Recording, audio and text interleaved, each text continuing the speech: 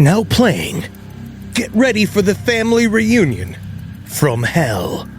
From the producers of the horror classic Evil Dead comes a brand new nightmare and the scariest installment yet. After her husband's mysterious passing, a widow seeks comfort with her in-laws in their secluded cabin in the woods. But as they one by one turn into something much more sinister, she discovers that every family has its demons. Evil Dead Burn. Now playing only in theaters. Rated R. Under 17, not admitted without parent. Insurance isn't one size fits all. That's why drivers have trusted Progressive's Name Your Price tool for years. Just tell Progressive what you want to pay, and they'll show you coverage options that fit your budget. Visit Progressive.com to find a car insurance rate that works for you. Progressive Casualty Insurance Company and Affiliates. Price and coverage match limited by state law. There's no place to escape to. This is the last podcast. On the left. That's when the cannibalism started. What was that? Are we ready to start? We are. Can I say something? Have I become a ripperologist? Uh-oh. More than I have. I'm starting to use the initials JTR to refer to Jack the Ripper more often than I've ever thought I would. That's the start down the slippery slope, my friend. If you have read up to 4 books about Jack the Ripper, am I now with them? Well, there's no accreditation for a Jack the Ripperologist. There's no accreditation for anything. Well, for you any also, of these people. You have to smell like old blood. Do you smell like old blood? I don't know. I mean, let me check my pants. All right, welcome to the show, everyone. This is the last podcast on the left. I am Ben Kissel. I'm staring at Marcus Parks, and he's in studio with us today. The only smell I'm getting is dick. Oh, right. Well, then you're not yet a ripperologist. All right, good. I'm relieved. But by the end of this episode, all of us will be, including the listeners. We're on to Jack the Ripper Part 5, Suspects Part 2. Technically Jack the Ripper Part 4, The Suspects Part 2. Oh, yes. what? No, Yes. Yeah, It's like I said before, it's like Harry Potter and the Deathly Hallows. It was 2 movies, Part 1 and Part 2. No, okay. Yeah. So Part 4, Suspects Part 2. Yep. Okay. Now you're getting it. Whatever. So this is the 5th hour of Jack the Ripper content exclusively for you. Now, I want you to know for a fact, we are literally just scratching the surface. Yep. Today we're going to talk about what we believe are the most reasonable suspects.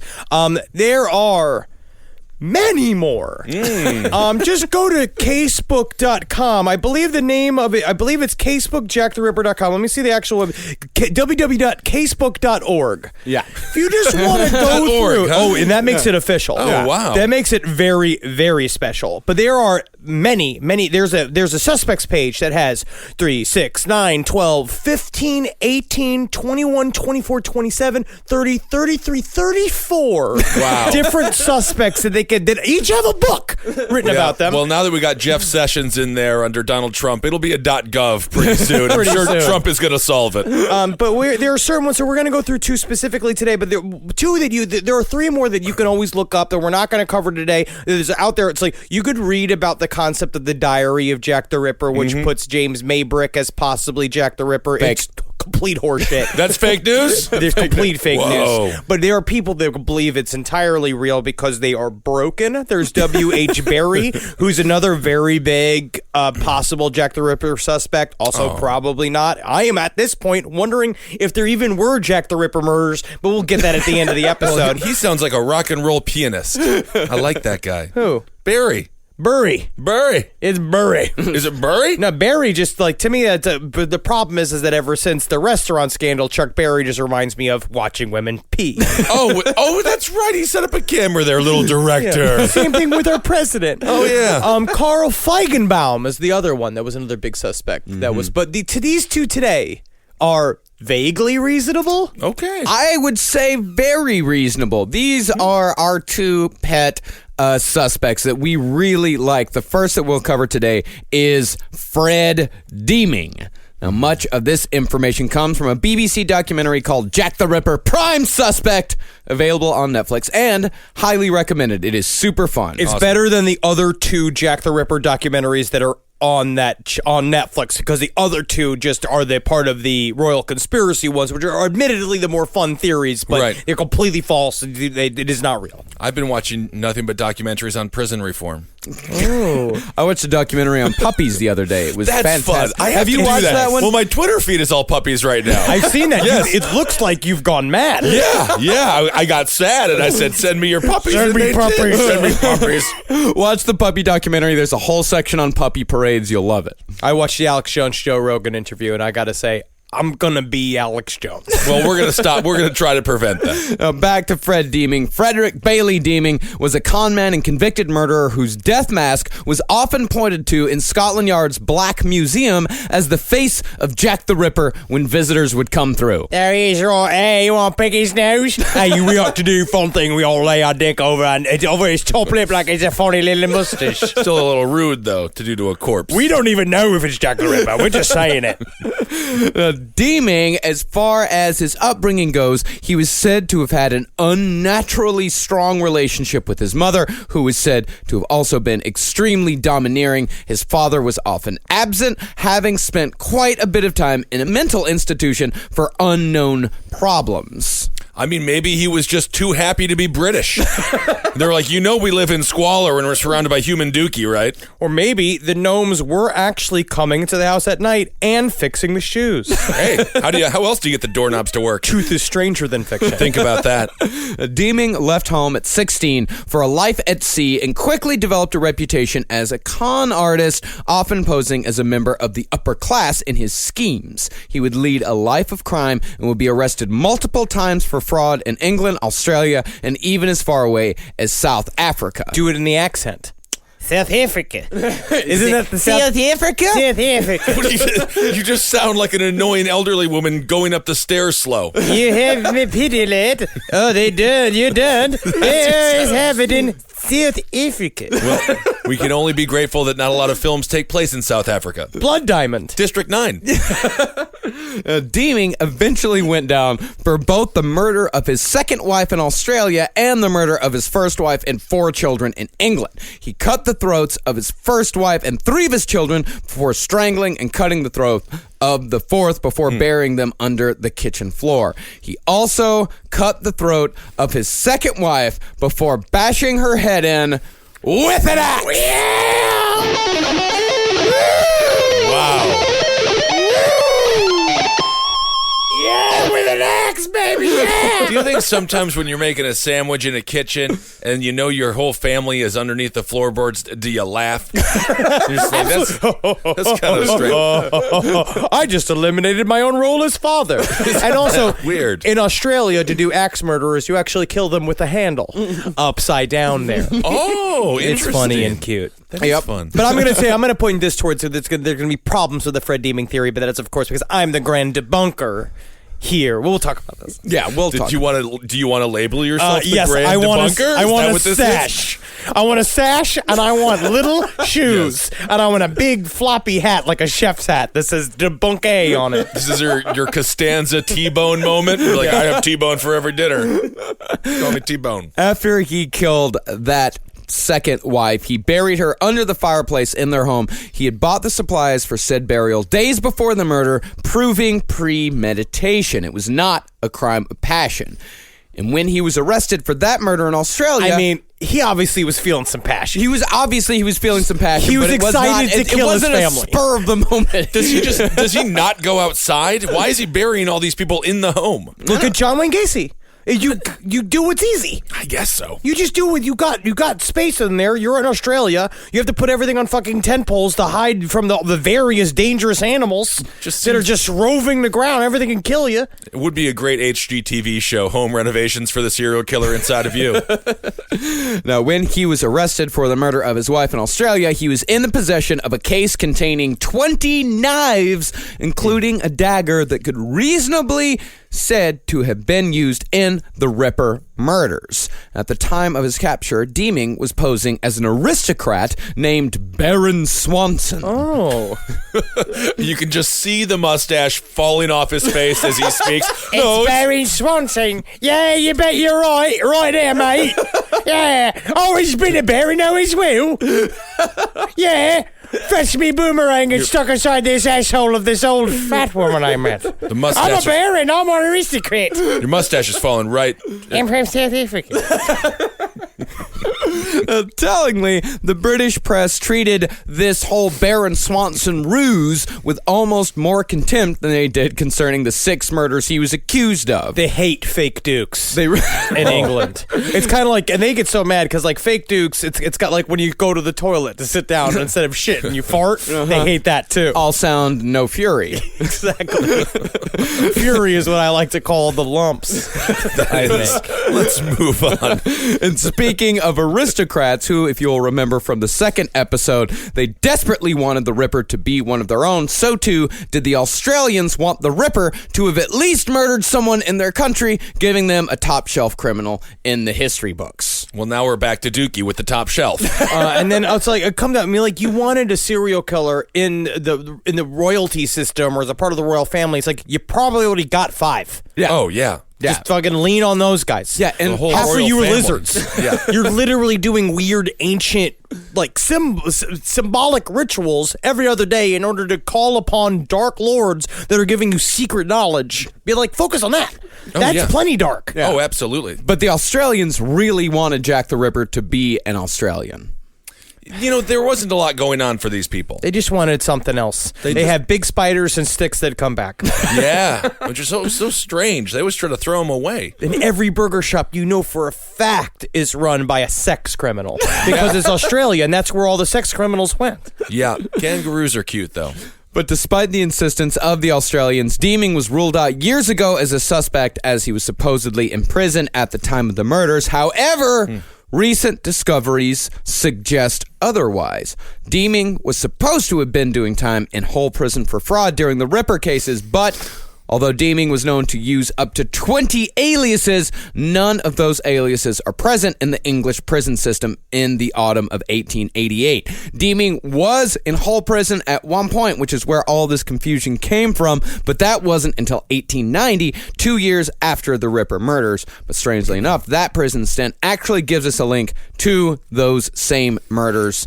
So, but he was in prison for fraud, not for the multiple murders. I mean, the multiple murders came later. Yeah, he killed his family, but we'll get into that too, because killing your family is different than killing prostitutes. Well, Because you know your family, you know why they're bad. what I'm about to say right here, this disproves that. Soon after Deeming was released, the body of a young girl was found not an hour's walk from the prison, dead from injuries similar to that of the victims of Fred Deeming and Jack the Ripper. This suggests that while Deeming was only proved to have killed family members, it is very probable that he committed at least one stranger murder as well, suggesting that he was very well capable of killing prostitutes. You know what, Marcus? I'm going to make you the grand debunker. No! No, I'm a bunker. You I'm just bunker. debunked Henry. No, that's right. I did debunk You, him. you I debunked the debunker. You're the grand debunker. Oh, wait a second, though. Let me adjust my debunker cap.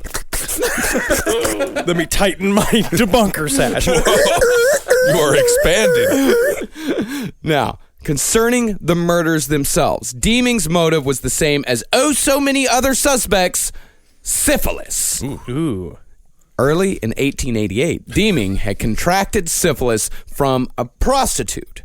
Years later, Deeming would tell his lawyer during the murder trial for his wife and family that the syphilis rendered him, quote-unquote, Useless for 2 years, I was. And then he went on record saying that if he could have killed the prostitute who gave him the disease, he would have, and she would have fucking deserved it. Huh? It's true. Motivation. That is motivation. That is extreme motivation. But at the same time, I feel like if you toss an umbrella in Europe, you're going to hit most people with syphilis. That's a very good point. And he just wanted to kill the one that gave him syphilis. Well, I mean, that's the thing. When the body of Catherine Eddowes was found, her nose had been cut off, mimicking what happens to victims of syphilis in the later stages of the disease. This could have been symbolic for Deeming, whose established hatred of prostitutes due to the disease could have driven him to kill. Yeah, see, he couldn't find the prostitute that gave him syphilis. That was just long ago and far away. Obviously, he could have fucked a juicy old rotting melon that had syphilis in it and could have gotten it from that. Because I feel like Fred Deeming possibly would have done something like that. Yeah, that's okay. So it's like when you can't find a good pizza place, so you go to Cece's. Yeah. But you want pizza because you want pizza. You still. want pizza. Yeah. All right. Now, syphilis, as we know, can also cause psychosis, and Deeming was said to have had hallucinations featuring his mother. Interesting. And also, worst. that's a tied to normal serial killer motivation, and also it made you impotent. So that's the other big thing too, is that your penis doesn't work anymore, and you're really upset about it. Very upset. That's what he meant by saying that he was rendered useless for 2 years. Right. He got it back, but for 2 years, totally useless. Like Stella. Oh, he got his groove back.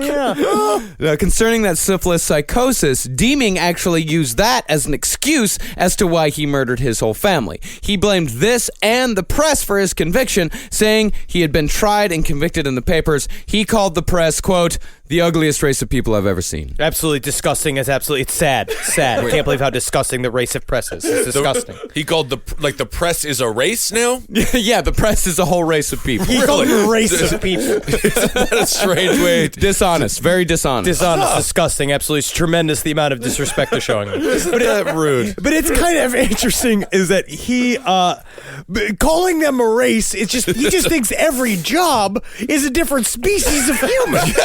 Yeah, he's a sailor human. They are press people. Interesting.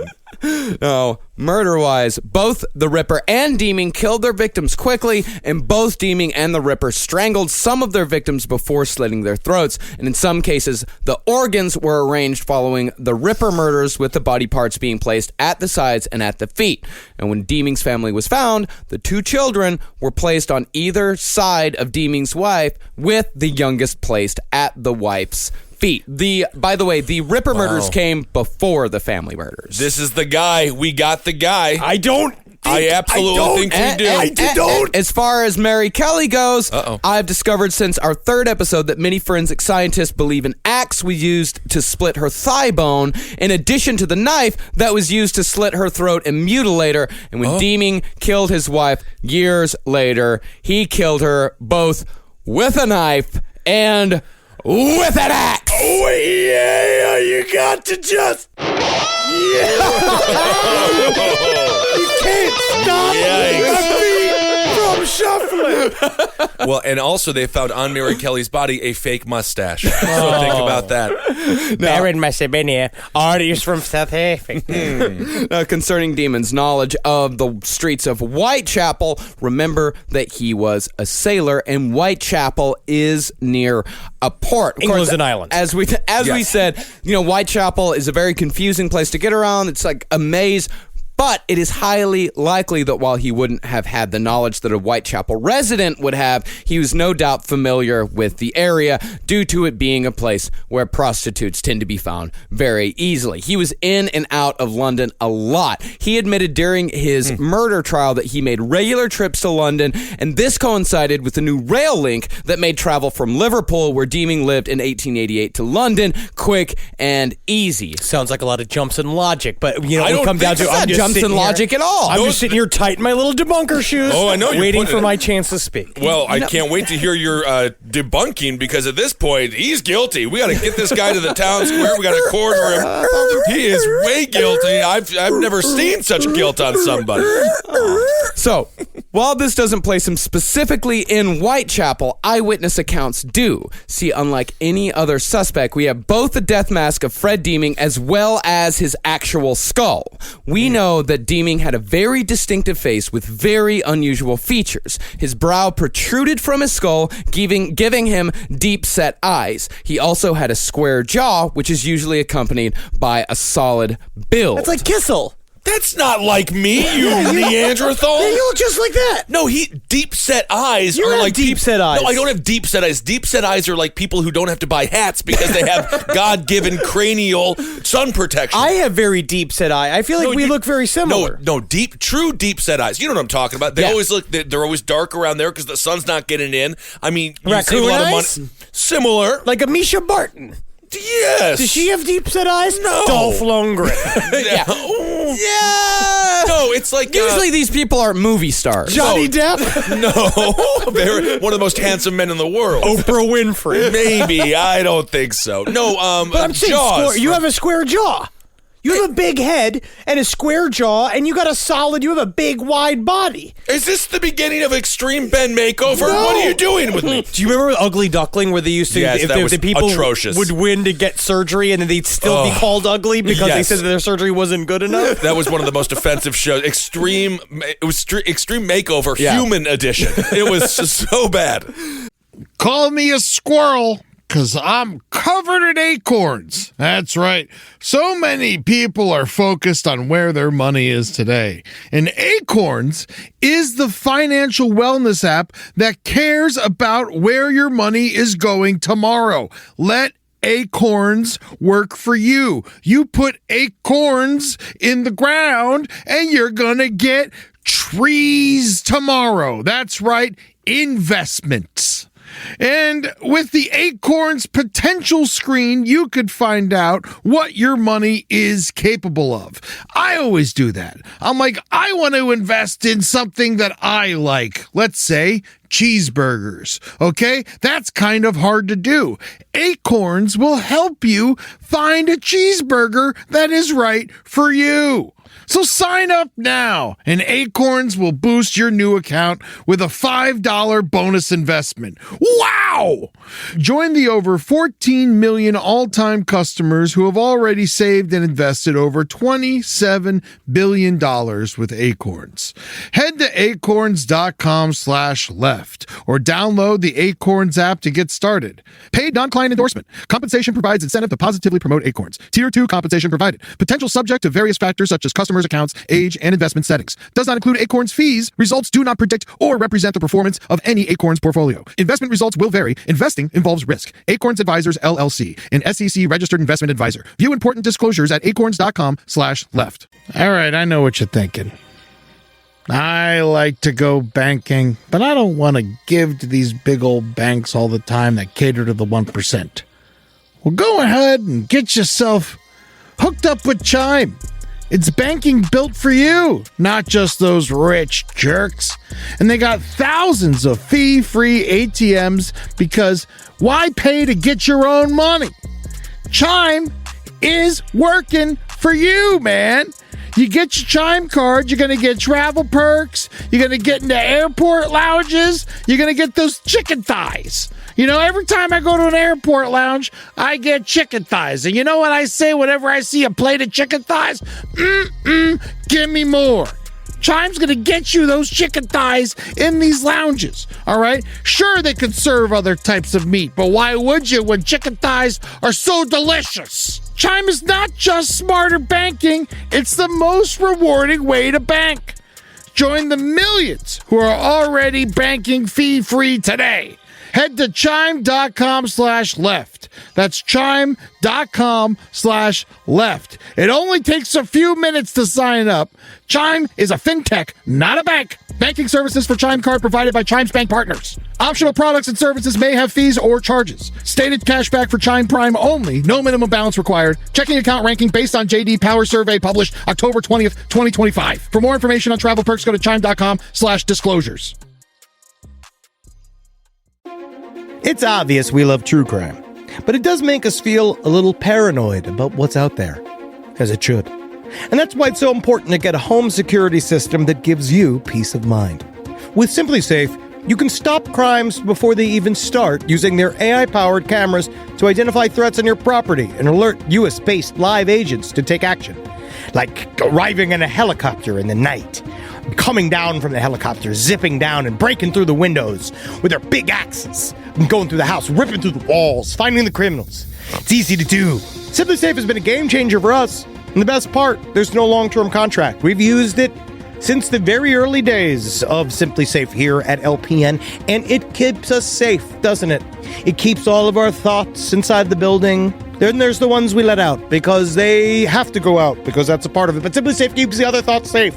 And for that, we say thank you, SimpliSafe. And we want you to experience the same peace of mind as we, which is why we've partnered with SimpliSafe to offer an exclusive discount to all of our listeners. Right now, you can get 50% off your new system by visiting simplisafe.com/LPOTL. That's half off at simplisafe.com/LPOTL. There's no safe like SimpliSafe.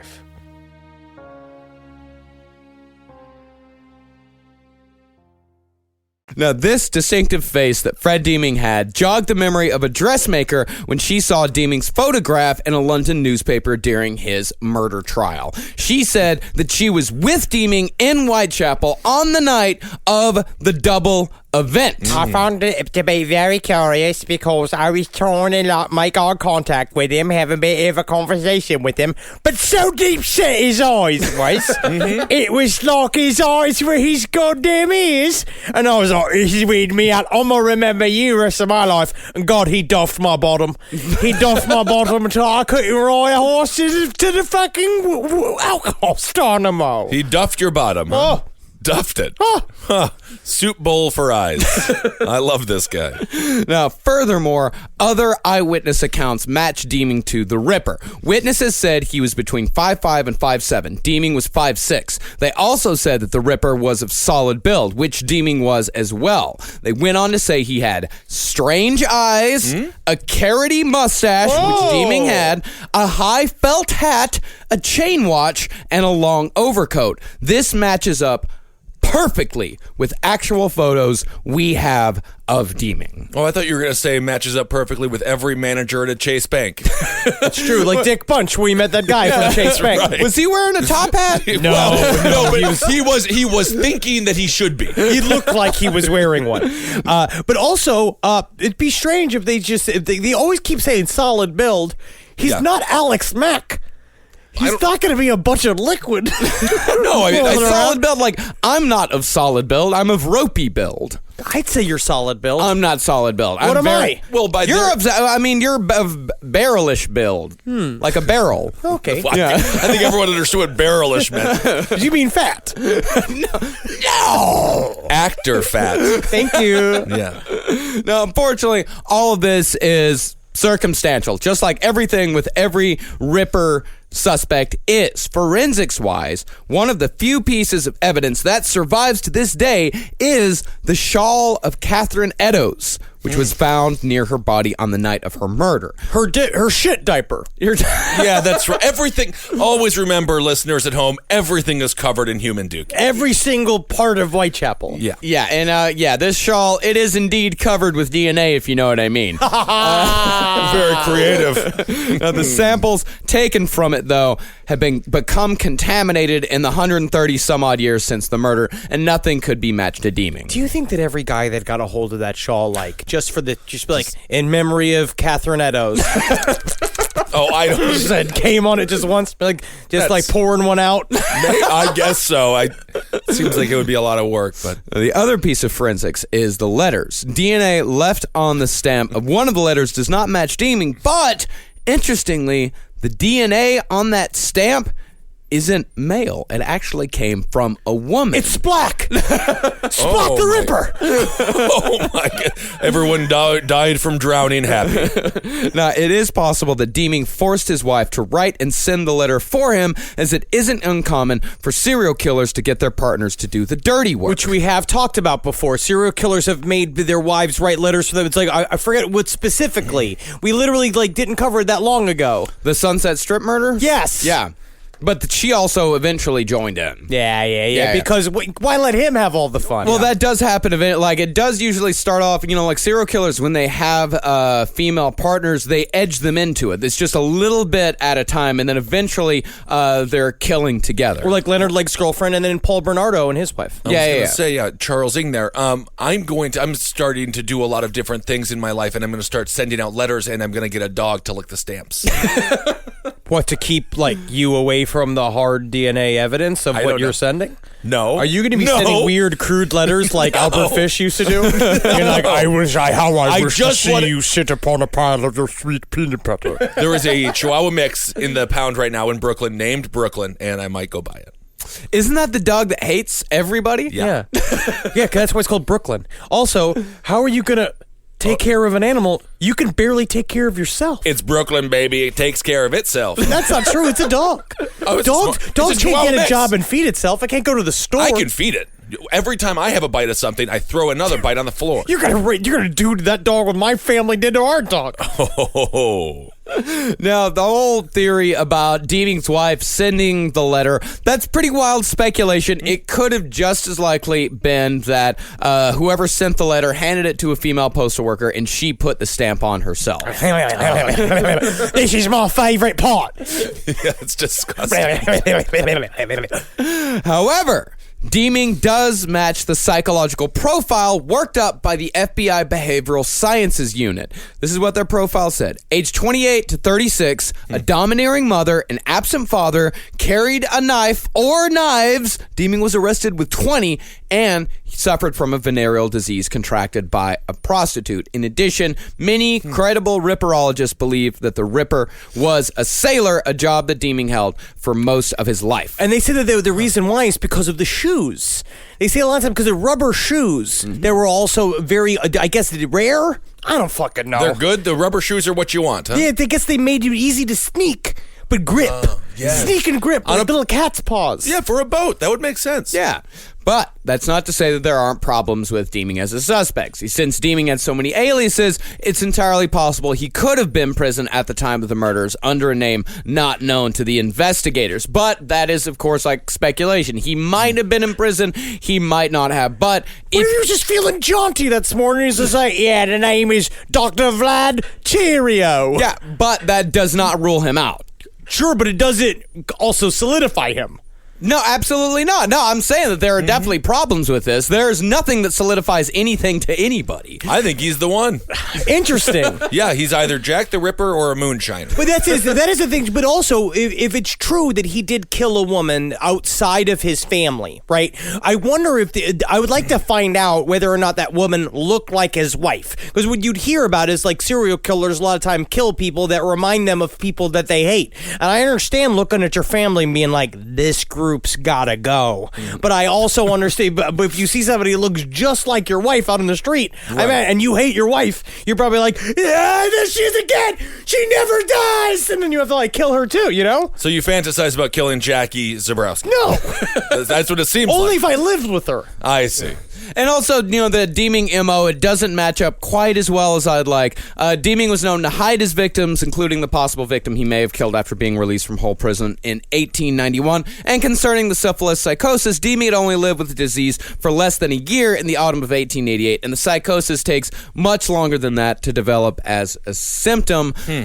But don't you go pretty much immediately impotent? Sometimes. Oh, God, that's a bad gamble. Most It's a bad guys, one, yeah. most guys do go immediately impotent. Like, for example, Randolph Churchill from the last episode. He was impotent, and they say that's why he ordered William Gull to start the whole Freemason thing because he was mad because his dick didn't work. So does your body like feel it when it no longer can have a baby? What? You know, because We can never have children. well, we can have children, But the we're penis- not impotent. You can get horny, and then your penis doesn't work. It never. Oh, it doesn't rise. It up. doesn't rise up. It's literally see. the cause for what I imagine is most horrific events that have happened on the face of the planet. Yeah. Have come from men not being able to get a hard on. Yeah. Okay. Yeah. But as far as I can tell, there's nothing to definitively rule out Deeming as a suspect. And as an interesting postscript to the Deeming story, when Deeming was finally hanged, the people of Whitechapel wrote a song to commemorate the occasion. On the 21st of May, Frederick Deeming passed away. On the scaffold he did say, Tara Ta-ra da boom today! Ta-ra da boom today! Tehran to boom today. Ta-ra da boom today! This is a happy day, an East End holiday. The Ripper's gone away. The Ripper's gone away. The happiest day for these local yokels was watching a man die. That was the happiest day for anybody in 18. They got to These are get a people- Frasier. They got to get a Seinfeld. They watched house fires like it was television. Right, that's right. The guy was running across. But also, we had the whole same thing town. when Montague Druid also died. The cops also said, we got a Ripper now. We just pulled him out of the Thames. They're just really excited to have gotten the Ripper. Yeah. Yeah, I Anybody guess so. that could have been the Ripper, they were pretty excited when that person was killed. Sure. Yeah. But obviously, he's got his pros and his cons. Yeah. My big thing is that it would be hard to know Whitechapel because it's just so dark there. But I guess if you're around looking for prostitutes all the time, He was in and out of Whitechapel a ton. it's like I've only been to Harry Potter World in Orlando twice, and I know that place like the back of my hand now. Hold on a second. You've been there twice? Yeah.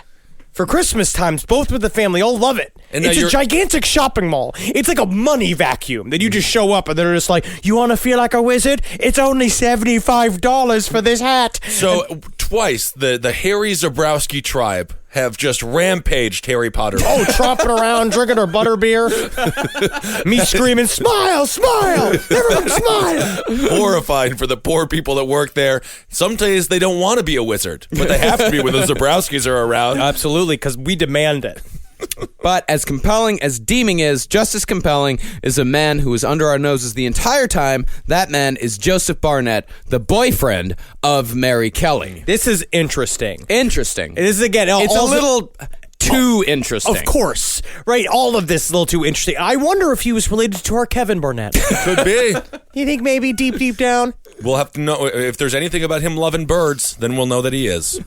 Barnett was an East End lifer born in 1858 as the fourth child of 4 sons and a daughter. And true to the East End, Barnett's father died when Joseph was 6 from the old-timey disease pleurisy, possibly as a result from his father suffering from the consumption. Is this just another 1800s, just like you waste away until you're a skeleton disease? I mean, he probably had the consumption, and then through consumption, pleurisy took over. what's seems like- pleuris? I know, it seems like everybody had, they're suffering from the drug crocodile.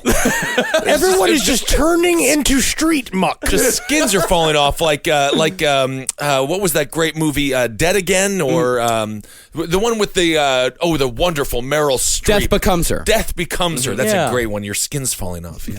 Now, 7 years after Barnett's father died, Joseph's mother inexplicably and mysteriously disappeared without a word or a trace, leaving the Barnett kids to fend for themselves. I think I got an explanation. I think she didn't want to be a mom anymore. Yeah, because it's a nightmare world full of hell goblins. Literally just go do anything else. Just don't be here anymore. Why the fuck would you want to stay at Whitechapel? If I just saw one to be like, all right, shall we enjoy yourself playing? It seemed to be a train is pulling in. I gotta see if I can catch it. Run. Just grabbing onto any train that's pulling out of town. One of those cartoons where their legs become a wheel and then just like zoom on out of there. Now, Joseph was traumatized from this and developed a stutter. He would also later display symptoms of echolalia, a mental disorder suggesting autism or schizophrenia in which a person repeats back words and phrases that are said to them. In which a person repeats back words and phrases that are said to them. In which a person repeats back words and phrases that are said to them. And which a person repeats words back and phrases that are said to them. Echolalia. Echolalia.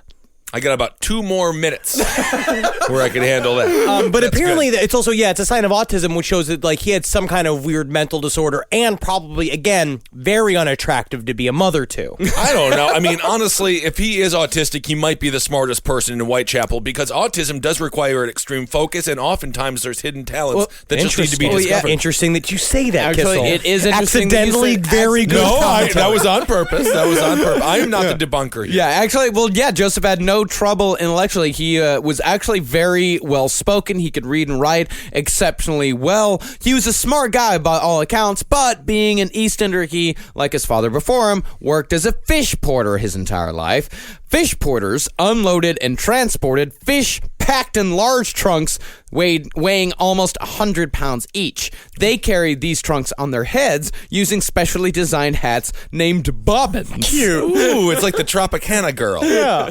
And that often left those porters bald as a cue ball. Literally. No way. Their job. You cannot go bald by putting something on your head. 100 said- pounds constantly rubbing on your head all day long, every day for 12 hours a day? Apparently, they said most fish porters, that's how you knew who the fish porters were, because they were bald by the age of 25. They're in Whitechapel, covered in fish guts and prostitute shit. With any luck, they'll think I'm a friar. I don't know if that's how you go bald. I think maybe just the genetics of the people who would be in that lot of life I might don't be, know. More of a hairless people.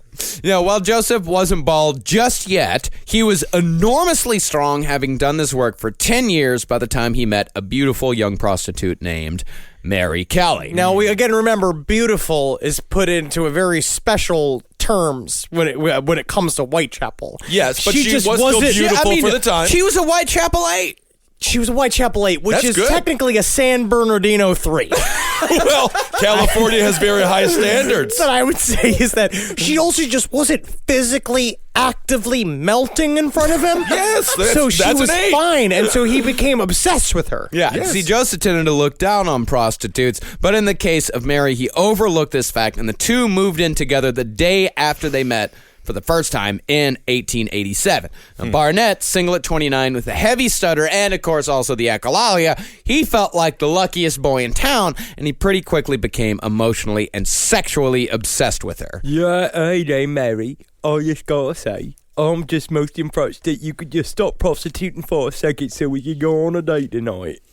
I never stopped prostituting. I never stopped prostituting. Why did you say that? I prostitute all the time. I prostitute all the time. Don't make me say that. Every time you say that, I say that. I love the gush I love the gush. of men. I love the gush of men. So I am Don't make still- me say it I'm again. actively I prostituting. am actively a prostitute. Sucking and- I hate prostitutes that make me sucking and... Okay. No, from Mary's point of view, Barnett was a nice change of pace from the usual dregs she knocked around with.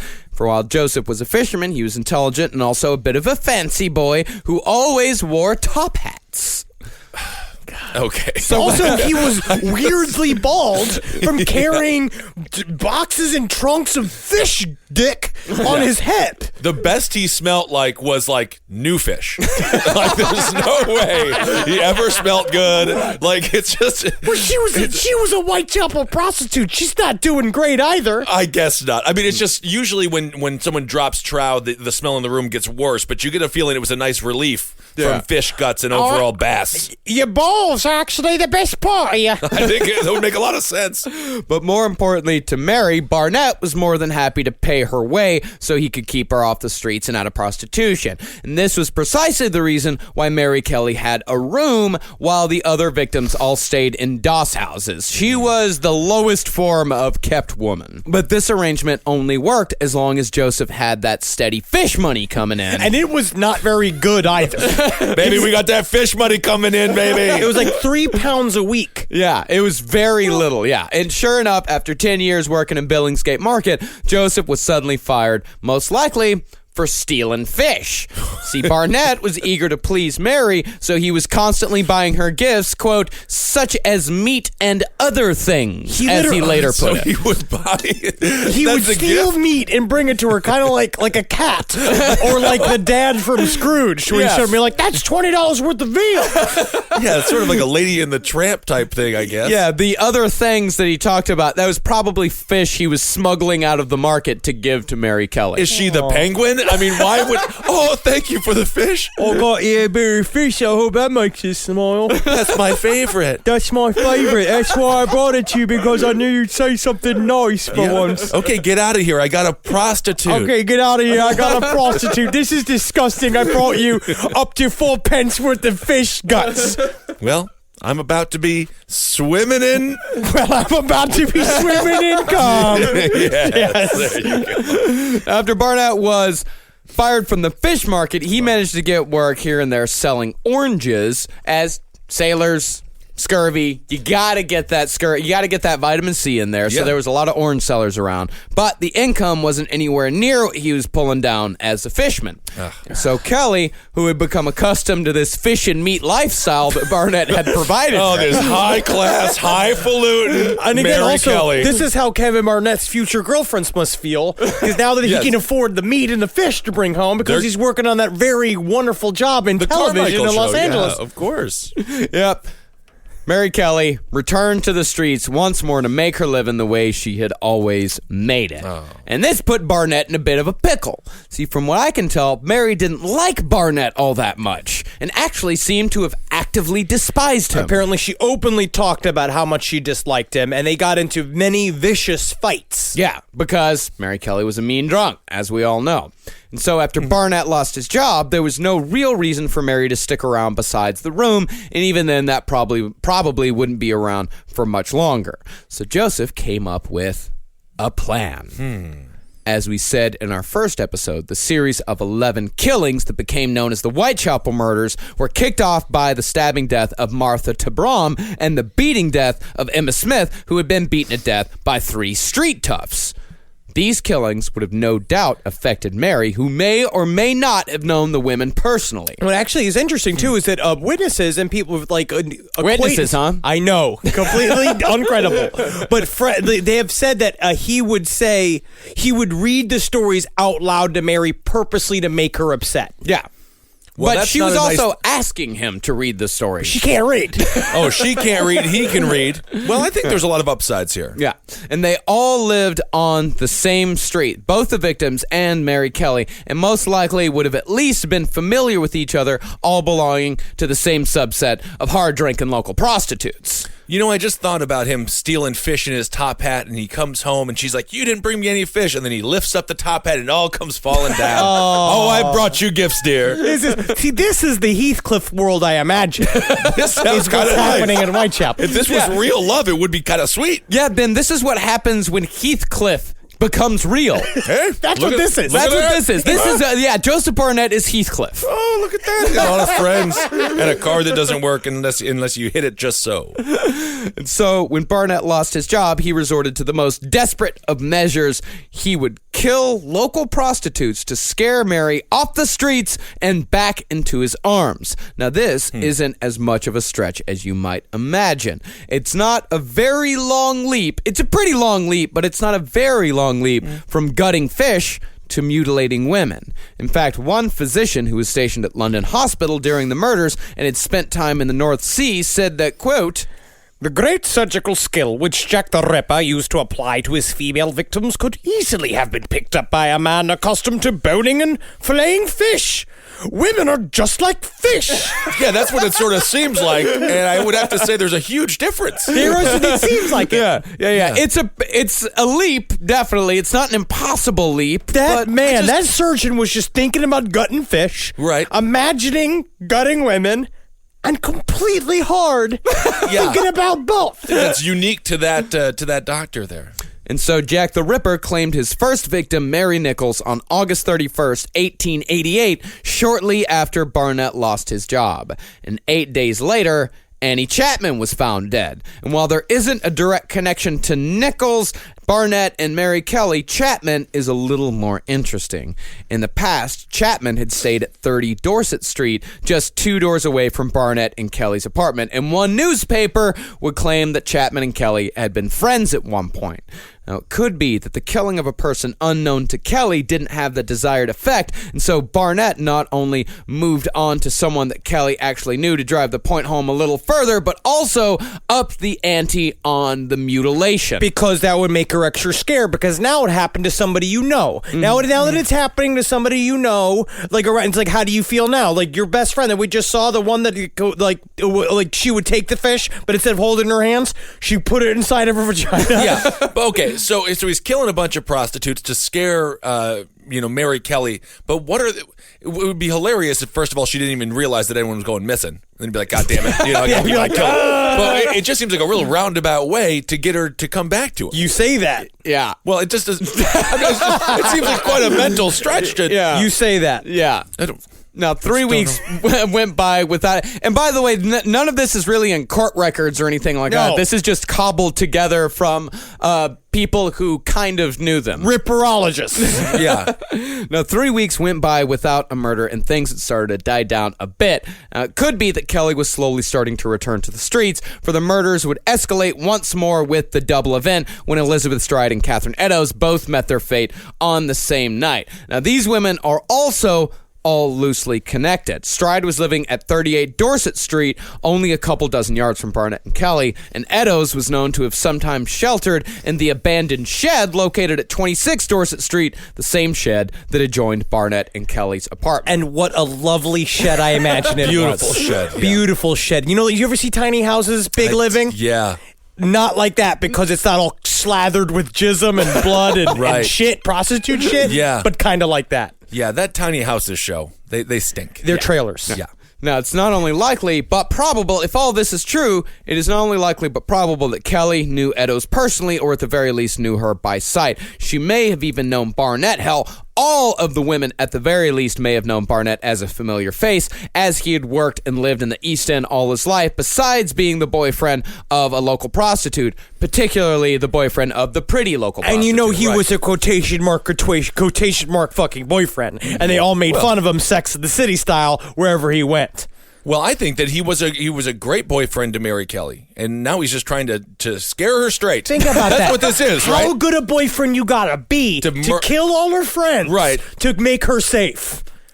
Well, now it sounds like an abusive relationship. No. When you say it like that, boyfriend. I'd say advanced boyfriend techniques.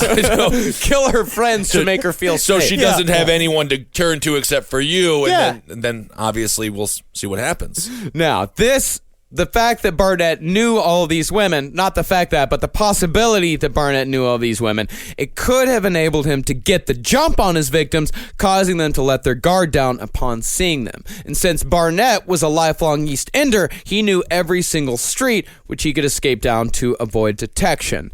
And unlike many of the other suspects, there is actually a bit of evidence leaking Barnett, although it is, like everything else, extremely circumstantial. Always. A constable followed a line from the Catherine Eddowes murder in Mitre Square to the Bloody Apron on Goulston Street over to a bloody sink in Miller's Court. Straight line between the three sites. The constable never gave the exact location, but it is known that there was a water tap in Miller's Court right outside Barnett and Kelly's room. And not only did Barnett live close to all his victims, he lived close to all of the murder sites. And what we know about serial killers is that most of the time they work in their neighborhood. A lot of times they do, yeah. But weren't there always just piles of bloody clothes and every sink was full of blood? Yeah. Can't you just stop by any place? But that was thicker, newer blood. They remember the older blood patterns because they have to. Well, that's how you give directions. Yeah. Yes. Take a left by the 3-week-old blood pile.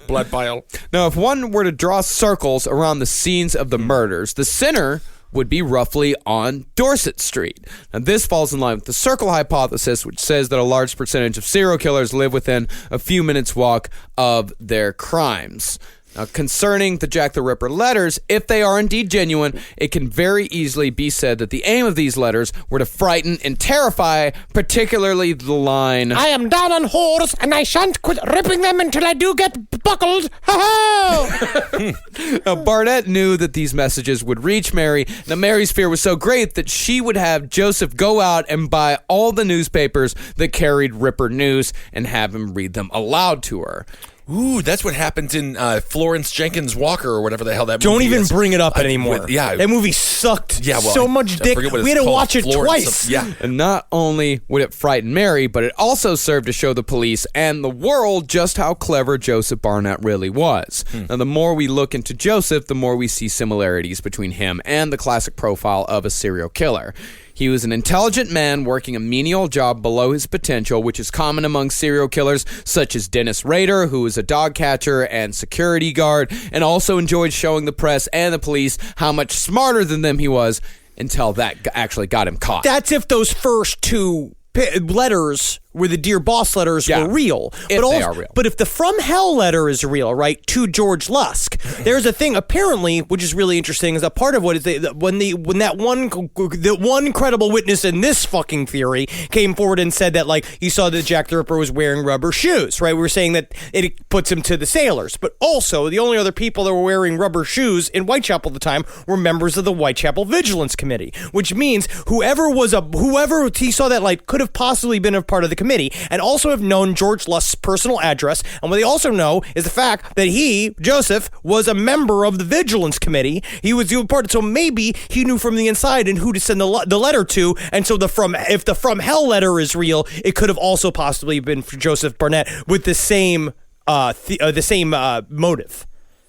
I think you could use a rubber shoe as a stamp. I'm saying if you ink it up on the bottom and put a little etch in there. Now, further as far as the profile goes, Joseph came from a family with an absent father and a cold and distant mother, much like Henry Lee Lucas and dozens of others. Joseph suffered from echolalia, which can be symptomatic of schizophrenia, which is common among extremely violent serial killers. Many times, the initial kill is triggered by a huge change or stress of some sort, and the Ripper killings began very soon after Joseph lost his job. And keeping Mary off the streets might have been just the excuse he was looking for to begin killing.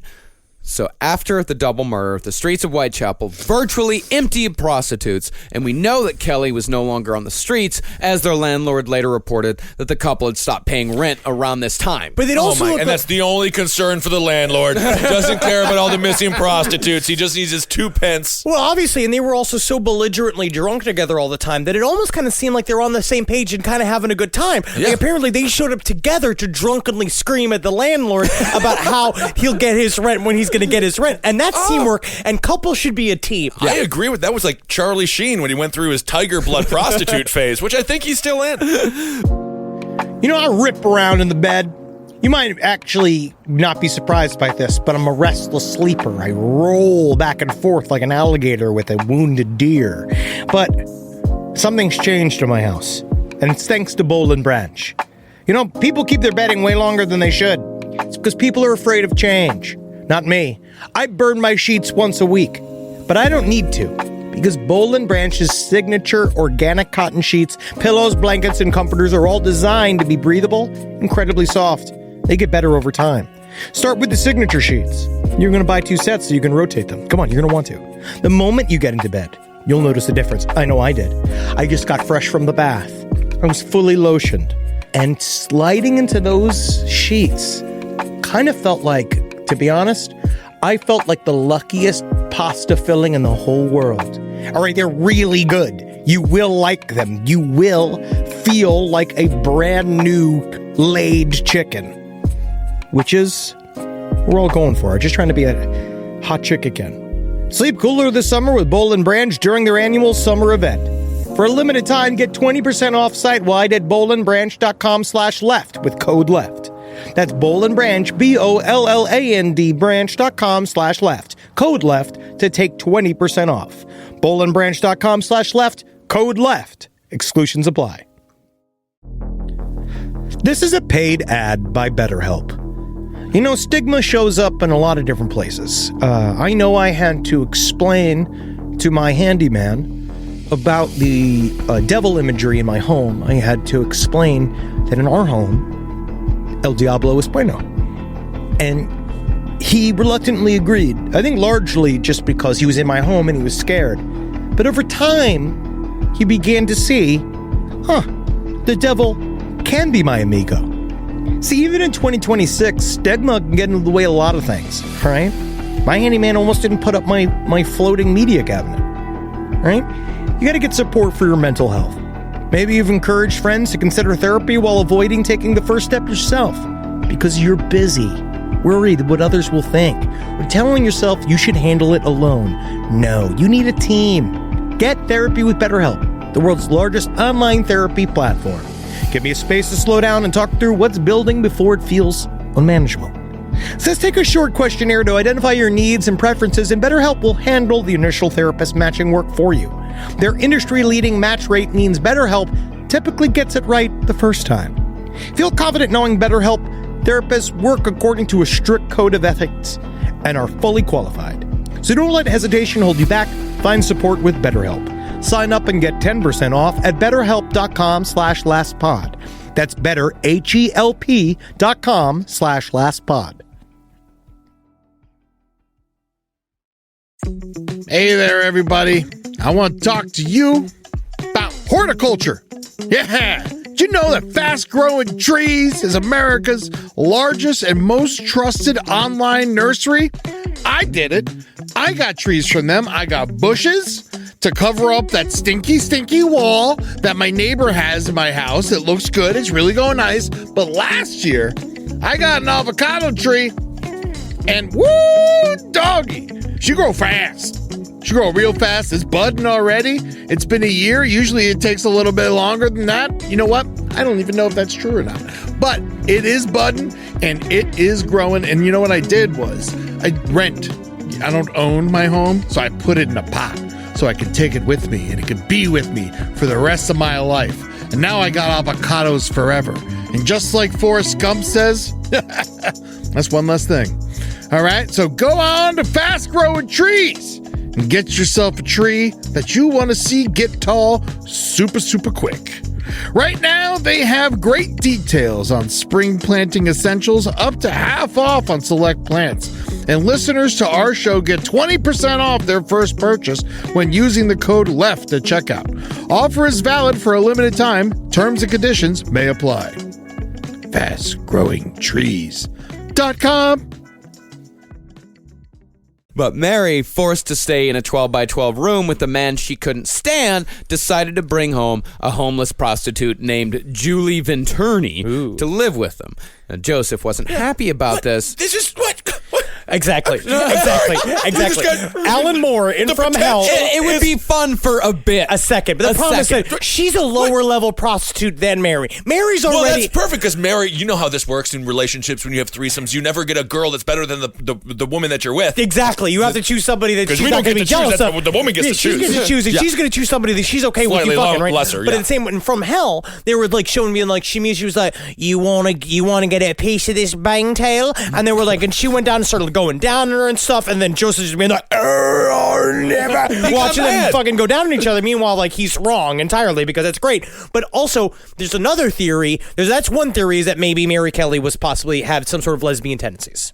Right? She invited... Sure. Possibly. I mean, yeah. But also... Well, all the men smelled like fish, and that's if they had a job. Yes, that's literally an unemployed man. Well, I mean, there's one theory that she possibly had lesbian tendencies, but the most likely theory is that she was trying to force out Joseph. Or she was afraid of Joseph and brought somebody in there to be her backup. Like, literally brought somebody in here. Now that I'm trapped in here, right? Mary Kelly's I'm living off of this man. He is maybe a monster. I'm noticing he's coming home covered in blood. If he's Jack the Ripper, it's not a subtle murder. So he's coming in, just been like all agitated from ripping all night. He's finally like drunk enough to be sated while you're sitting there after the streets are empty because all your friends are fucking dead. So you're sitting there really nervous all the time, and eventually just like, maybe I'll bring someone in here that kind of help me Bowie against him, because my boyfriend, quote unquote captor, quote unquote like benefactor, is getting more and more unpredictable. Yeah, and this actually made him even more unpredictable, because he was afraid that bringing in this Julie girl was going to drag Mary back into prostitution, and so Joseph gave her an ultimatum. It's me or her. Unfortunately for Joseph, Mary very quickly chose her new friend, and Joseph moved out, possibly taking the key to the room with him. Because the key had been missing for weeks. That was like a weird thing where it's like he had something. I think that if that's true, whether or not he's Jack the Ripper, he wanted control over Mary Kelly. But we do know, but he didn't like the previous guy. What was it? Deeming. He's a murderer no matter what. But this guy, he hasn't killed anybody unless he is Jack the Ripper, correct? Yeah. Yes. So he's just trying to get a woman to not be a prostitute or a sex worker or a lady of the extravagant night. A friendly woman. A friendly lady, but so he's not really that horrible. Advanced boyfriend techniques. The means begets the ends. The ends begets the means, right? Well, unless he is Jack the Ripper, in which case he's horrible. But the idea of those being like, you're a prostitute, I would like Pretty Woman, Richard Gere. He wouldn't be happy if she went back to work. I mean, really what this is that if, this story is essentially Mary Kelly taking advantage of an autistic man named Joseph Barnett. Possibly. Unless he's Jack the Ripper. If he is not Jack the Ripper. Mary Kelly's the victim. If he's not Jack the Ripper, then, Joseph Barnett is the victim here, because he's just some guy with a stutter that is trying to get a girlfriend, and then she's just like, give me more money. Yeah, he's selling oranges to make ends meet. He's literally out selling oranges, and I don't imagine a lot of people are buying oranges. I don't think so. A lot of sailors were buying oranges. Yeah, because you had to not get scurvy. Whitechapel also doesn't seem the place like that would have a lot of orange trees lying around, So that's interesting. See, Joseph, despite being rejected, he still came back every day to give Kelly money when he could, hoping to buy his way back in. And when Julie moved out, the homeless prostitute, Barnett thought that it was time for him to move back in. But Mary didn't want that, because her life was a hell of a lot easier now that Barnett was just showing up and giving her money rather than sitting with her in a tiny room repeating everything that he said day in, day out. God, just hours of that. Kelly decided that she wanted to live in the room alone. And the theory goes, if Barnett is the Ripper. That didn't sit too well with him. On November 8th, the two got into a huge fight about the living situation, after which Joseph stormed out, and Mary went out and got trashed at a local pub, taking two different men home that night. Ooh. And in the early morning The hours, wrong kind of threesome. And in the early morning hours, it is possible that Barnett returned to the apartment, let himself in using the key he had stolen, and slaughtered the object of his affection in a fashion so brutal it would become one of the most famous murders of all time. Now, it's just a matter of, can you go from normal, if this is true, can you go from normal to that level of brutal killer that fast? No. Right? It's like, that's the thing, right? So it's like Fred Deeming, on your end, he's murdered before, or now he's building up to murder, or he's done a bunch of small crimes, which is the common serial killer pattern. He's a lifelong con man and thief. He's been in and out of jail for thievery. He's been in and out of jail for fraud. He's like Charles Manson. Yeah, he's been doing thievery since he was a kid. So this is a lifelong thing for him. And this guy's been working his whole life making an honest paycheck. True, but it's like, so Fred Deeming, he maybe slips up and kills somebody, and now since he's contracted syphilis, that is enough, you think, for him to jump to the level of murder right? Because kind of like product killing. He's still, and because he escalates each time. Yes. Every time, because he's been going in and out of Whitechapel for a while now, visiting prostitutes in Whitechapel from this new rail line from Liverpool to London. So he's already going in and out of Whitechapel for prostitution. So he already knows the area. So it makes sense that he would return to Whitechapel to use as his killing fields, because that was the same place where he first contracted syphilis. Yes. Right. Yes, because it's symbolic. Yeah, right? it's a very symbolic killing. Well, but on the other hand, it's too symbolic. It's too good. But also, would him being a stranger be a problem? This is my question. If Whitechapel is... So there's 1,200 prostitutes in this densely packed, like, triangle of streets. Roughly. Right? There's this area. Do you think that level of familiarity, that packed together, do you think that either makes people blend in or stick out? Like, so does Barnett, being somebody that everybody knows, does that make it much easier for him to be Jack the Ripper, because he can approach people and people know who he is and they trust him already, and he knows the streets and he's a local, so everybody just kind of assumes that he's in on what's going on, and that would Deeming not stick out like a sore thumb because he comes in from out of town and nobody really knows who this guy is? And if he looks so distinct because of his eyes, it seemed like you'd be seeing that all the time. Well, I think what that tells you is that Whitechapel, there are a ton of people coming in and out. We know that the aristocracy is always coming into Whitechapel to get their jollies off. A lot of people are coming in and out of Whitechapel constantly, and it's also a very transient area because it's right near a port. So they're used to people coming in and out all the time. And Joseph Barnett, if he was Jack the Ripper, then I think somebody would have noticed, since he was a familiar face, people would have noticed him being around all of the murders every single time. They would have noticed, like, oh shit, Joseph was right over here. Oh shit, Joseph was over here as well. He was at all these murders. And really, since Deeming had such a distinctive face, he was seen around all the murders. People did remember him a lot more. So Deeming was actually seen at the murder scenes, or at least near the murder scenes, or at the very least in Whitechapel the night of. And furthermore, as far as the night that he was in Whitechapel, that dressmaker saw him the next day. He was reading the newspaper, and she said when he read about the double event, she said that he got extremely agitated. That's not a good sign. But this is my thing. What if Long Liz was not killed by Jack the Ripper?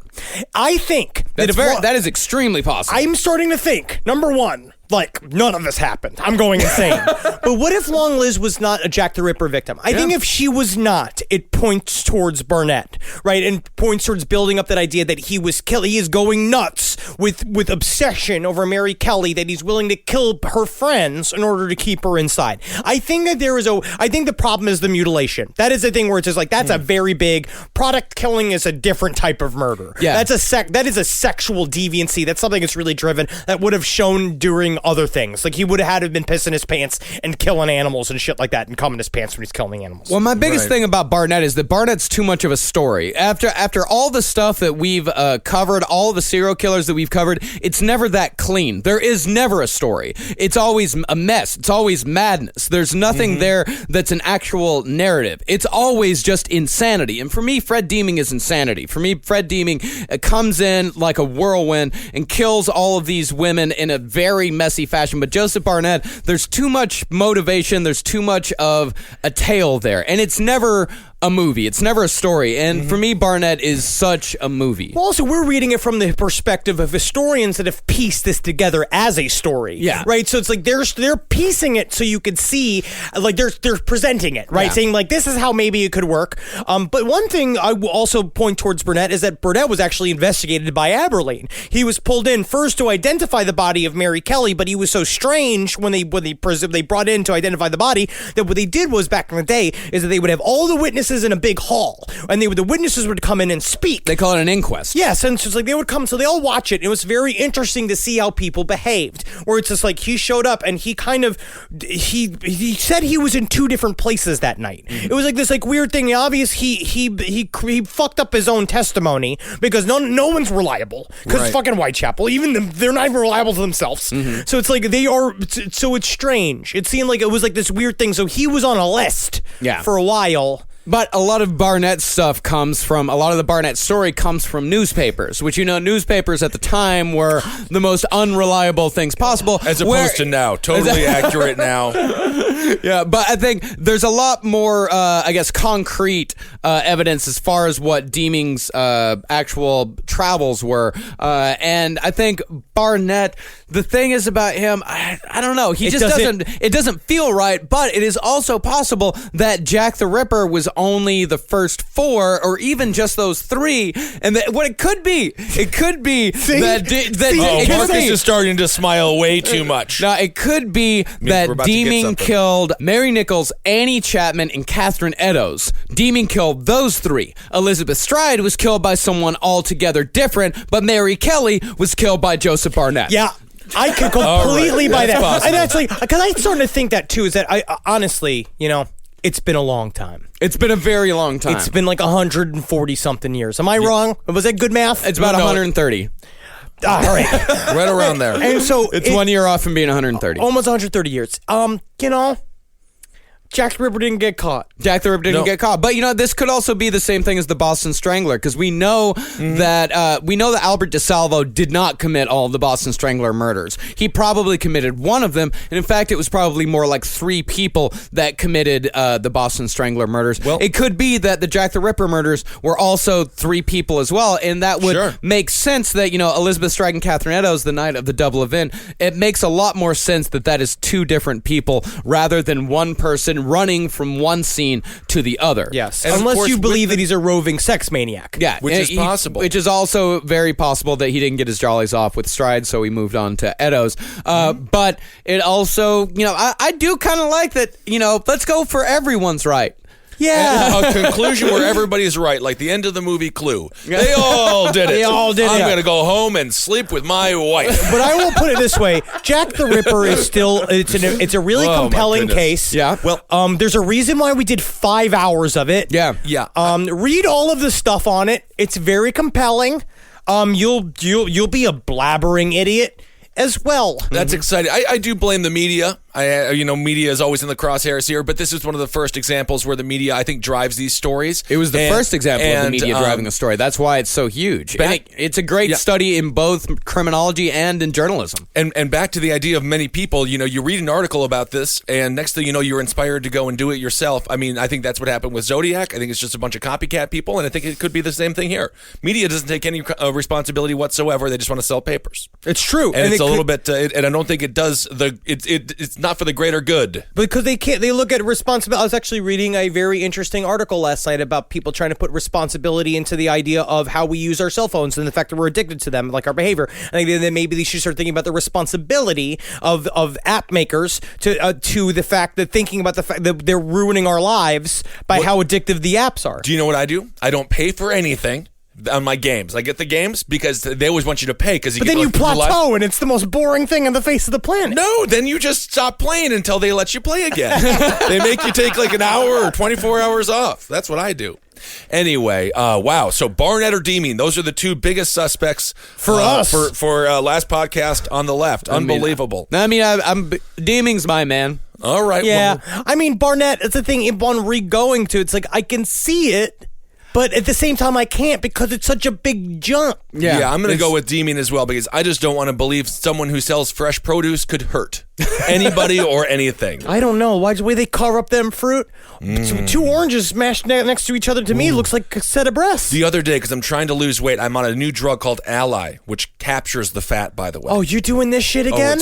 Oh, it's the best. You did this. Is this speed? Are you just taking speed again? No. You did the same. No.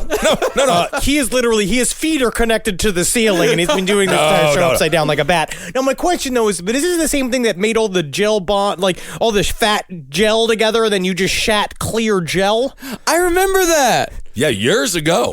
Yeah, back when I was also getting healthy, and I lost about 30 pounds. Okay, and it's all in the sewer system.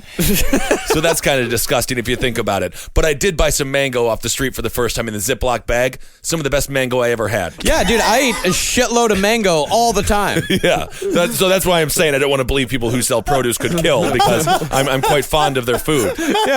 Yeah.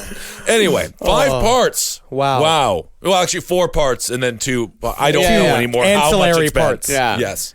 We did it, though. We did it. And we solved the case. That's Yeah, right. we solved the case. Yeah. Marianne Nichols, Annie Chapman, and Catherine Eddowes killed by Fred Deeming. Elizabeth Stride, person unknown. And Mary Jane Kelly by Joseph Barnett. But I would say that probably Deeming. All right. Well, I'm not. I did learn a lot. And the most important thing I learned was that the fat guy from Nuns on the Run was also in Harry Potter. in Harry because Potter. people always tweeted at me. Yeah. So thank you for that. Also in From Hell. Yes. Which is the Jackie Ripper thing. That's actually the more important fact. That is the more important fact. That's a much more important connection. And yes. you've been to Harry Potter World twice. 2 times. 2 times, which is exciting.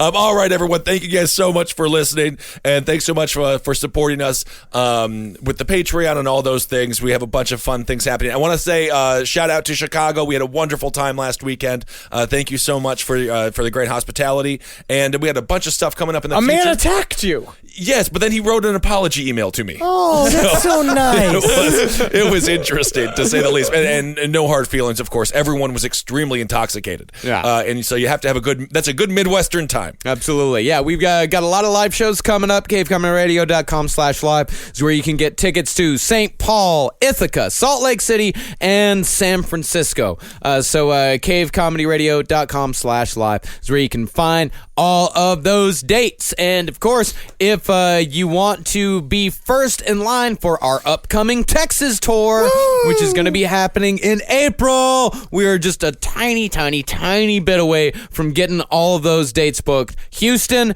Austin, and Dallas, we're going to be coming to in April. If you want to get first crack at those tickets, give to our Patreon. All it takes is $1. If you go to patreon.com/lastpodcast on the left and give just $1, you get advance ticket sales. So please give to our Patreon if you feel like we deserve it. Thank you so much to everybody who has given to our Patreon.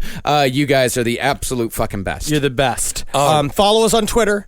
I'm at Henry Loves You, at Ben Kissel, at Marcus Parks. I am currently, and I will be, retweeting pet pictures until, for the foreseen future here, because I'm getting a lot of them, and I'm just going to do like 3 a day as opposed to the hundreds that I've tweeted. Because it just seems like a desperate, weird thing after a while when it gets into the hundreds. Yeah. Well, I figured I didn't want to be mean to someone who sent me a picture of their pet, because then it'd be like, he's retweeting all of these ones, but he didn't retweet this one. Well, he wasn't a good enough pet. No, but every pet is a good enough pet. I don't know. If they all seem to be loved to me. That's love. That's good. Isn't that nice? And then also on Instagram, I'm at Dr. Fantasty.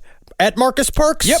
At Ben Kissel 1. And then find us on Last Podcast Left on all of the bullshits at LP on the Left. And get off Facebook. Yeah. And if anyone sent me anything on Facebook, sorry, I dropped out of Facebook like 2 weeks ago. And I think I'm out. Yeah, I think I'm out. Pretty sure I'm out of Facebook. So yeah, if you want to get a hold of me about something, Twitter. Like get a hold of me on Twitter. They know too much about us. They know I am starting to get paranoid. Yeah, deeply. You're starting to get paranoid? Worse than before. And also, Alex goodness. Jones, Joe Rogan thing sent me down another rabbit hole last night, where it's just like, Alex Jones, say what you will about the man. He's a lunatic.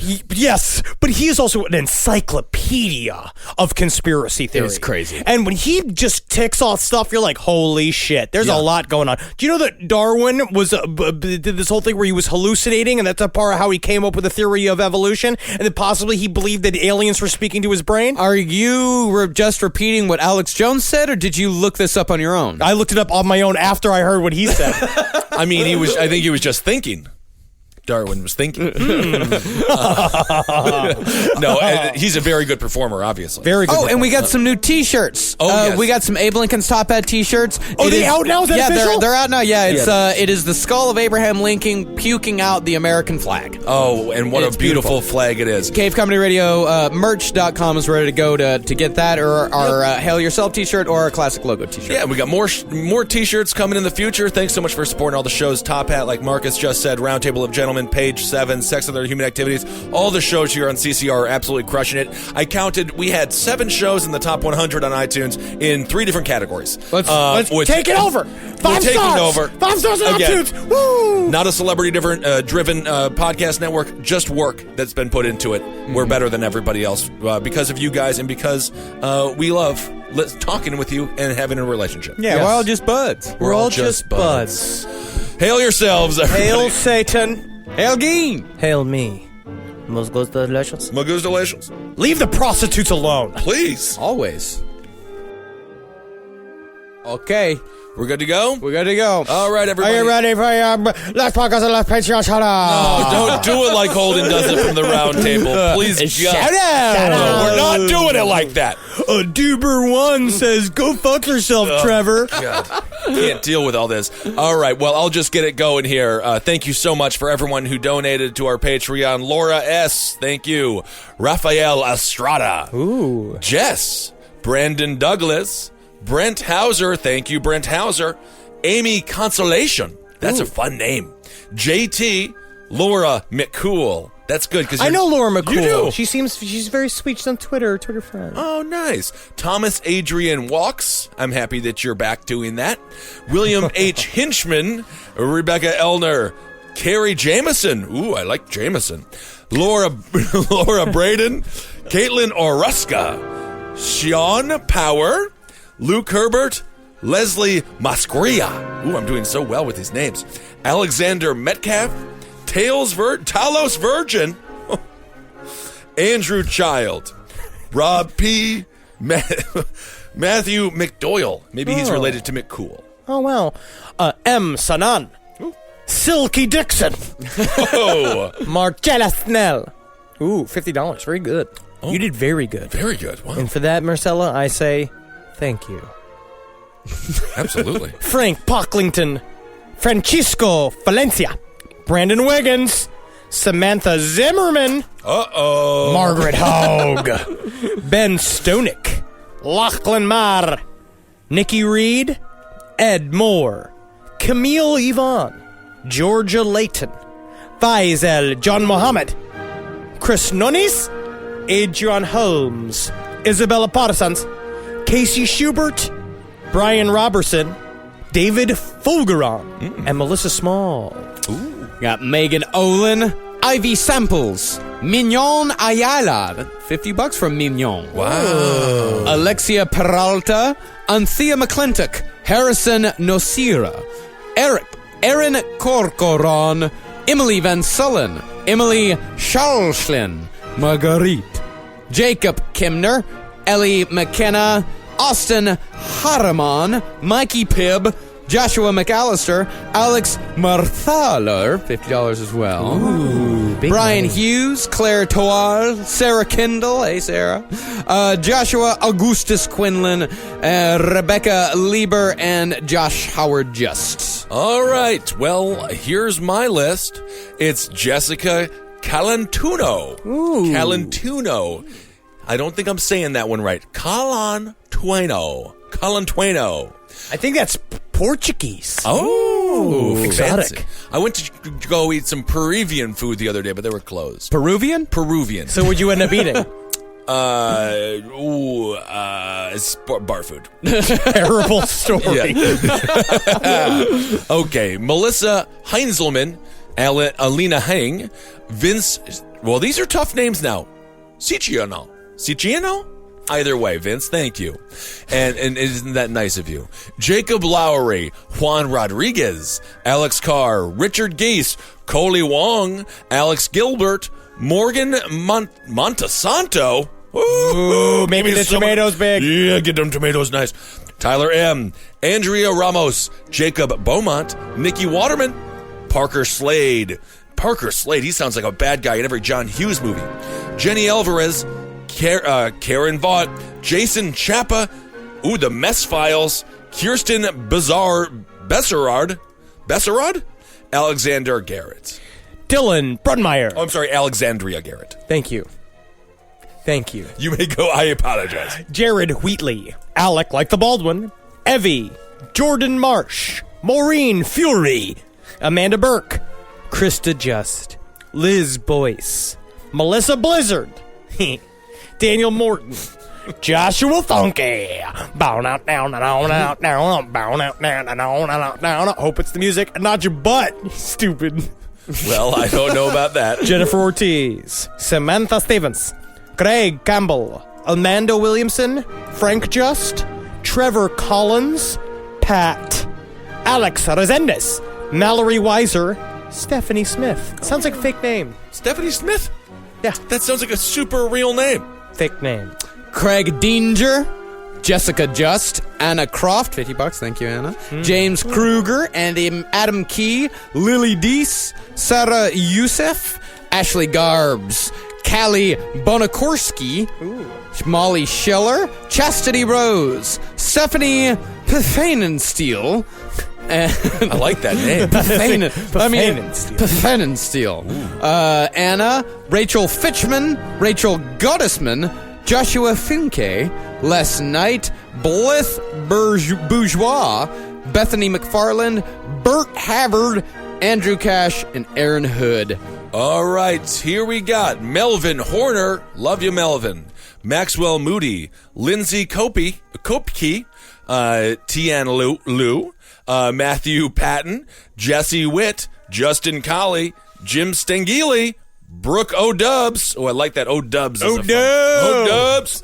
Emilio Rodriguez, Oscar Luna, Jeannie Konzenberg, Old Creeping with Armstrong, Clinton D. Borowski, Janelle Powell Fulton, Matthew Crouch, Brian Roger, Logan Blaskowski, Harry just edited their Harry, Jeremy Laurie. They lowered their pledge. Yes, he lowered the pledge. And thank you for that, Harry, because he listened to a few episodes. He said, I've rethought it.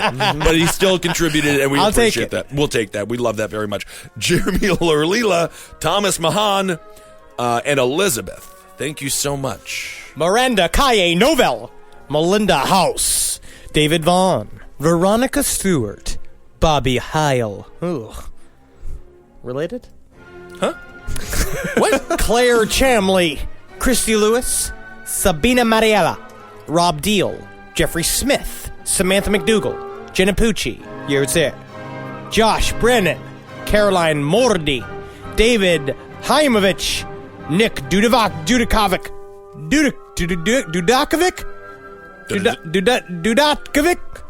Alejandro Guerrero Garcia, Wes Tierney, Ryan Vindeknecht, Lex, Melissa Whitney, Kelly Brusky. All right.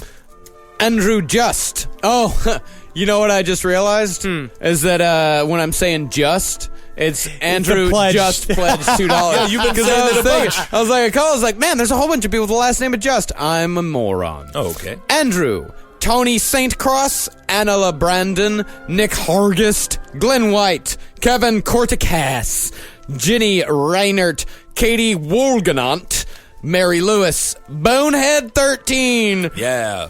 Sam Willingmeyer, Sarah Lake Mitchell, Alicia Fitzsimmons, Dallin Hope, Adam Hicks, Tom Kostelny, Jesse Rudell, Haley Tyree, Rebecca Pope, Jesse McNett, Whitney, and Augie Setterloff. Oh, Augie Setterloff. Oh, I remember when Augie was just a little Setterloff. Okay, here we got, the name is Kat. Thank you so much, Kat. Mike Ponder, Matthew Stevens, Pamela Froze, Christina Spetnewski, and now she put it in, Spetnewski is how it's pronounced because she gave us the thing there, but it's spelled ZBYTNIEWSKI. The motherland. In what world The do I motherland. get Spetnewski? So thank you so much, Christina, for clarifying that for me, because I would have gone with Zitabeneski. And Brandon Funkhauser, which sounds like he would be a great linebacker or just an overall fun defensive lineman. It does sound like a Gronk. Yeah. Sean Beld, Sarah Mitchell, Ernesto Oreca, Michael Bailey, Natalie Connors, Heather Church, hey girl, hi, Danielle Burodick, Jordan Elmer, Eric Guerrieri, Andrew B, Hysteria 51, cool name. Or do you not have parents? Are you a crust punk that just lives on the street? Oh. Kelly Harrington, Jake Begun, Priscilla Alba, Manuel Zapata, Caleb McAllister, Kellen Dayton, Haley Gray, Emily Mankus, David Flisk, Christopher Bowles, Gusif Fame. Wow. Got Desiree Lopez, Juan Hernandez, Jennifer Castellega, Wade Prother, Tyree Kordowski, Ellie Marie, Fran Lolacano, Sarah Stayer, Heather Andrews, Joshua Nichols, Jay Stevens, Cracked_Machine, Janelle O'Malley, Madison Jacob, Patrick McMullen, Audra Gruntz, Katie Parr, Sonia Vazbrune, Michelle Best, Arlene Henriquez, Jackson Davis, and Blank Bonafede. I want to thank Mike Ponder as well. He gave $50, so thank you, Mike, for that. That's very sweet. That's unbelievably nice. And this next list of names, it's either people who give $25 or $50. This is a very wealthy card that I'm holding here. This is wealthy, yeah, it's big money. So thank you guys so much. Again, $1 or $50, I mean, it all means the world to us. So let's go on. Justin Riley, Tom Jordan, Maya Carraro, Bodil Sorlaken, Mark Strickland, Kyle Sweezy. Ooh, that's kind of like Yeezy, so maybe he's a rapper. Interesting. Caitlin Russell, Kyle Lair, Colette McKiernan, and Ashley Bell. Thank you so much. Ruth Westcott, Kelly Budrick. I believe there were also, you met Kelly Budrick. Yes. Yes, hey, thank you Wonderful. so much, $50. You're nuts. Ryan Shore, Jeff Watson, Tyson Timmer, Brooks Brecken, Christarina, Liam Bryant, William Mayhall, Stephanie Whitney, Jessica Barton, Alexandra Ace, Claire Noonan. It's a Noonan. Let's get a Noonan. Carl. Poor Carl. His name is Carl? Nope, he just has one name. Carl. No one else. No family. Oh, I like Carl. Groff Vorharft. Seinful Curves. Adam Bitsnitch. Don't tell him anything. Bittersnitch. Justin Killian. Castastic. Charles Dowd. Courtney Ship, Ryan, Ashley Causey, Jake Hart, Charles Griffiths, Maggie... Jake Hart. That's our friend Jake Yeah, Hart. Jake Hart. Jake. Hey. Yes, he's got a great show here at the CC Cave Comedy Radio. Or at, No, at the Creek in the Cave. Yeah. Where are we? Maggie Love. Come on. Sonia, Ashley Kamel, Eric Foster, Kristen, Nadine Whitmer, Elizabeth Gamble, Sally Kuchar, Mike McMillan, Kim Wyndham, Ashton Little, Ali Trin, and Krista L. Xavier. All right, I will wrap it all up here for me with Aaron Lofties, Caleb Brock, Ryan Allison, Karen Girdler. Ooh, that's a fun Karen Girdler. Girdler. It's the Girdler wedding. Remember that when Leno used to be like, these two names are funny together. It's a funny It's name. a funny name. It's like I didn't have to write anything. Oh, okay. Karen Girdler, Eden Sundern, TJ Martinez, Mike Leibs, Rebecca Ann Payne, Travis Tim, Shayla Christina, Caitlin Lyons, and John Steinheimer. Thank you so much. And this is Carrie Anderson, Aaron Diaz, Lucinda Boakman, Ben Strode, Daniel Nelson. Thank you guys so much. Hail Satan. Yes, thank everybody so much for all of the help that they've given to us over the years. This is fantastic stuff. And remember, if you want to get a shout out, we've got so many names to get through. But as you can tell, we're getting to them as much as we can. We're getting big chunks. We're gonna do this. You will hear your name be said by 3 people that are cloudy. Yeah, terrible at saying them. Yeah. That's what they say, yes, but that's good. Well, go out there. I hope you're fertile. Absolutely, everyone. Thank you guys so much for listening. Hail yourselves. Hail me. Hail Geen. And Magustalations. Yes.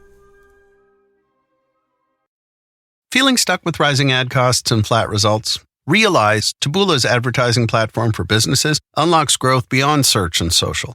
Taboola's algorithm engages with high-intent users on the open web, accelerating their path to conversion.